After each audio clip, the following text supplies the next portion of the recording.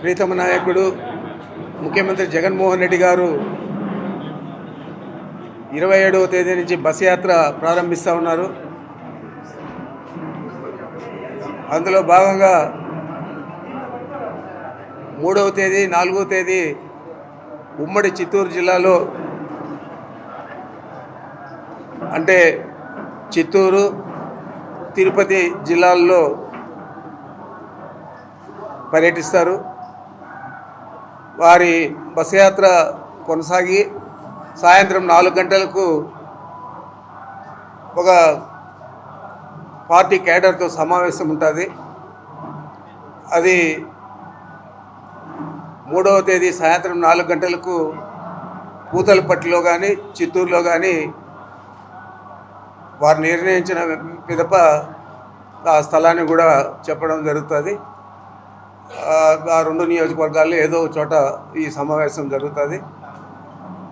ఆ తర్వాత మరుసటి రోజు 4వ తేదీ సాయంత్రం 4 గంటలకు శ్రీకాళహస్తిలో కానీ నాయుడుపేటలో కానీ ఈ సమావేశం జరుగుతుంది తిరుపతి జిల్లాకు సంబంధించి. దాన్ని విజయవంతం చేయడానికి మేము ఎవరైతే కంటెస్ట్ చేస్తూ ఉన్నామో ఈ 14 నియోజకవర్గాల్లో అందరూ కూడా వారి వారి వంతు కృషి చేయాలని చెప్పి ఈరోజు మేము ఇక్కడ సమావేశం కావడం జరిగింది. ఈ సభలన్నీ కూడా రాష్ట్ర వ్యాప్తంగా 21 సభలు జరుగుతాయి.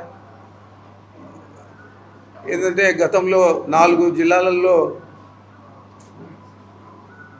సిద్ధం సభలు జరిగాయి కాబట్టి ఆ జిల్లాలు మినహాయించి మిగతా చోట ఇవి జరుగుతాయి. వీటినంతా రాష్ట్ర వ్యాప్తంగా వారు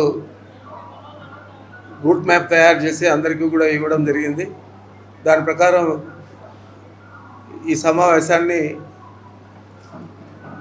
మనం ప్రతి జిల్లాలో కూడా ఒకటి ఏర్పాటు చేసుకొని మొదటి రోజు